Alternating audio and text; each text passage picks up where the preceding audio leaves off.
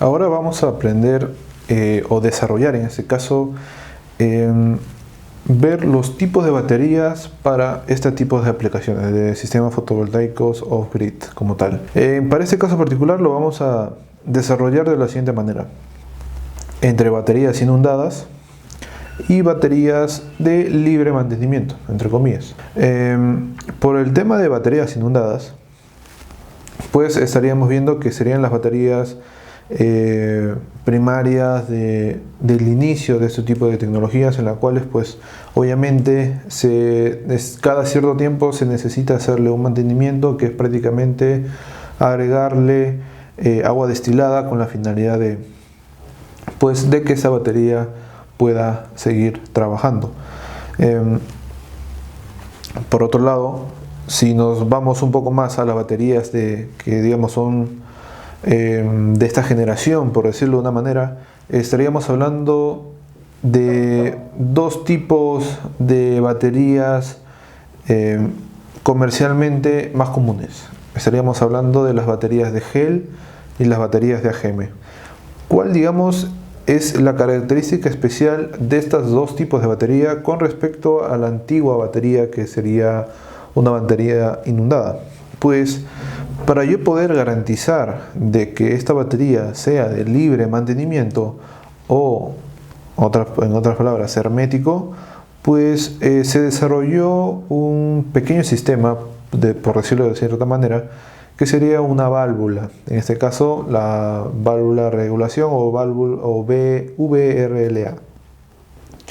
¿Cuál es la función principal de esta válvula? Pues una batería, como ustedes ya saben, pues es una reacción química, en otras palabras redox, en la que pues se van liberando gases. En este caso, la función principal justamente de esta válvula de regulación es justamente liberar adecuadamente esos gases al exterior, con la finalidad de que pues el contenido o dentro de la batería pues no llegue a hincharse ante una negativa de esa liberación de esos gases de la misma reacción química.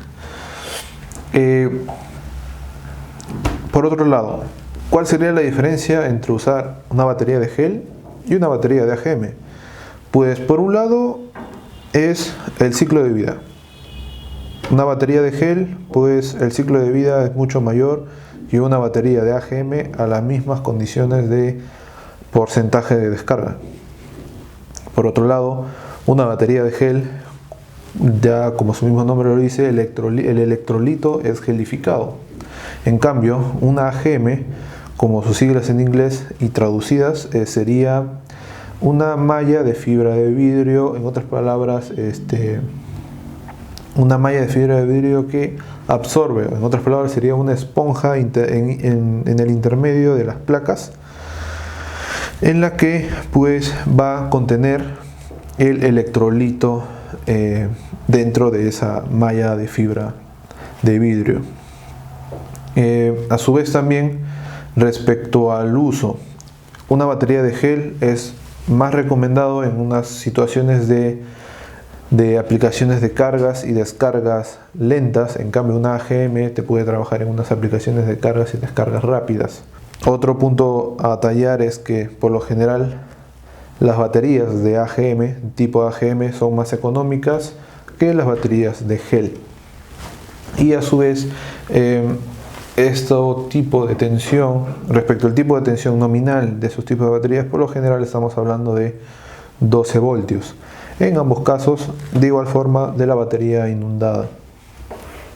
A su vez también hay otros, tales como la de 6 voltios y a su vez la de 2 voltios, que estaríamos viendo a continuación, que sería otra de las baterías más usadas, que en este caso estaríamos hablando de las baterías tubulares o baterías estacionarias, las más conocidas OPZ.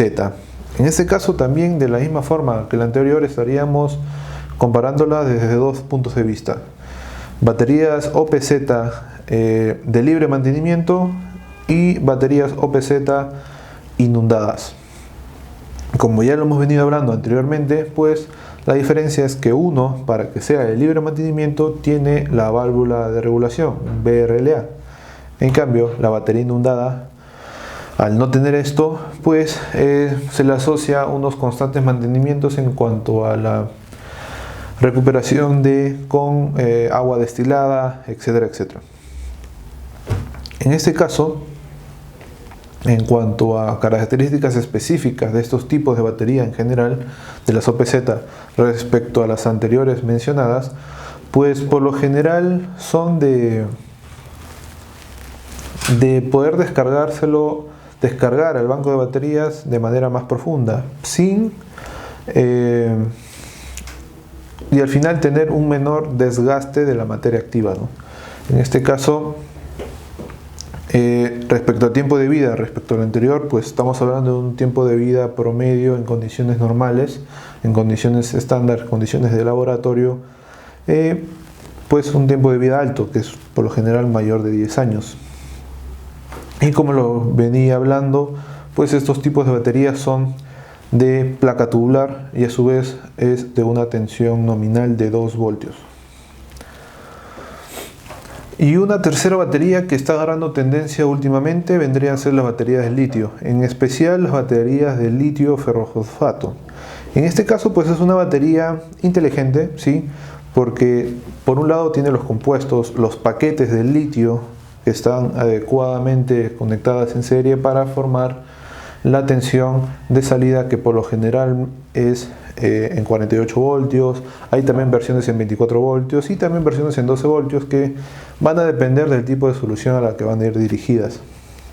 Pero para el tema solar, normalmente se usan más que todas las baterías con una tensión nominal de 48 voltios. A dato adicional es que por lo general estas baterías, al ser inteligentes, pues es porque disponen de un BMS, un Battery Management System, que no es más que un gestionador de la estructura interna del banco de batería. ¿Qué puedo yo leer ahí? Pues puedo leer la temperatura de cada celda, puedo ver la tensión de cada celda y verificar pues de que de este mismo BMS pueda gestionar todo la batería en sí, y a su vez también verificar o analizar individualmente por cada batería, y si esto se forma en base a un banco de baterías, pues tener la visión general del banco de batería por cada elemento que se está formando, ¿no? A su vez también comentar de que este tipo de baterías son de alta densidad energética. Estamos hablando de una alta condición de carga, una alta condición de descarga también. Y a su vez, en cuanto a la profundidad de descarga, estamos hablando de descargas casi completas. Estamos hablando de cargas de 90, 95 hasta 100% de profundidad de descarga, lo cual con las baterías de plomo antes mencionadas no es posible. Normalmente con las baterías de plomo se recomienda quizás ir hasta un 60% de descarga, lo mucho. Algunas veces hasta el 70% de descarga si son baterías OPZ.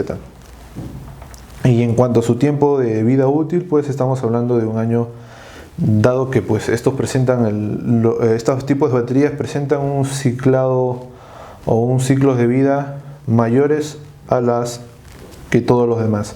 En este caso, pues, y en cuanto a tiempo de vida útil, se estaría estimando mayormente en mayor de 10 años, mayor hasta de 15 años.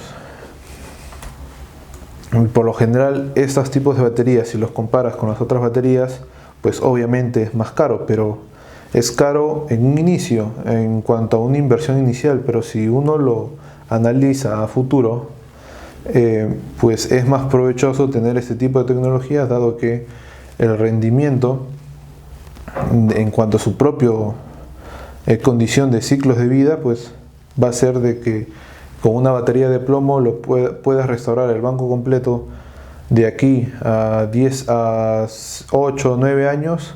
En cambio, con un banco de batería de litio recién lo puedes restaurar de aquí a 15 o 20 años, de 15, 18 o hasta 20 años, dependiendo de las condiciones en las que esté trabajando, pues recién intercambiar el banco de batería, en este caso de litio. En cuanto a los efectos externos que afectan rotundamente al banco de batería. El peor enemigo en este caso viene a ser la temperatura. Si bien es cierto, tendríamos que estar entre la línea, estar entre lo menos caliente y entre lo menos frío. ¿Por qué? Porque si nos vamos por el lado de una temperatura de operación más caliente, estamos hablando de que en caso de las baterías de plomo, y este es más, en los casos de baterías de litio, si bien es cierto su efecto es un poco menor, en caso de las baterías de plomo, pues cada 10 grados que se sube la temperatura de operación, se está perdiendo la mitad del ciclo de vida. Se reduce hasta la mitad su vida útil de esta batería. Como pueden ver en la gráfica de mi izquierda, se puede observar pues que a medida de que la temperatura de operación va aumentando, pues se ve en la tabla pequeña en cuanto a baterías de gel y AGM, se puede observar cómo es que se están variando ese tipo de... cómo es que se está reduciendo también hacia cada mitad, se reduce a la mitad del tiempo de vida útil de estas baterías.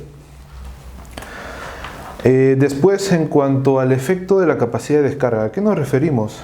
Una batería de plomo por lo general pues ya viene a una capacidad y a una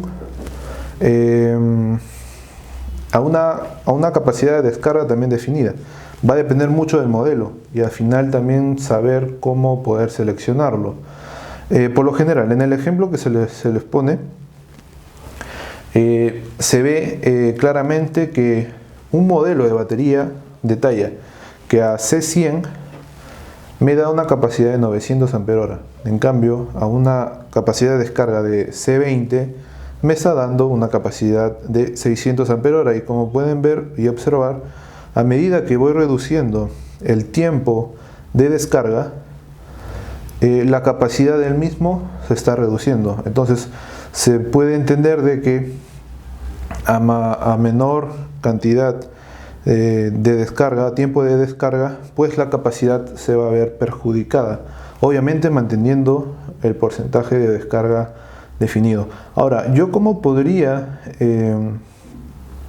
o cómo partiría en cuanto al dimensionamiento del sistema fotovoltaico? O sea, yo en base a qué me estaría rigiendo. Va a depender mucho de los consumos mismos de este proyecto. Por ejemplo, si es un proyecto de telefonía, o pues estamos hablando de que pues la descarga normalmente va a ser cada 24 horas, pero podríamos quizás o desarrollarse quizás, dado que es pues un consumo por lo general constante, pues darle un tiempo de descarga de 24 horas y sería lógico diseñar el banco de baterías respecto a una capacidad de descarga de 24 horas, porque eso es lo que pues la batería estaría trabajando en una aplicación como esa, ¿no? En caso de telecom, en la que yo ahora cómo puedo determinar esa capacidad de este tipo de batería, por ejemplo, que estamos viendo en el ejemplo,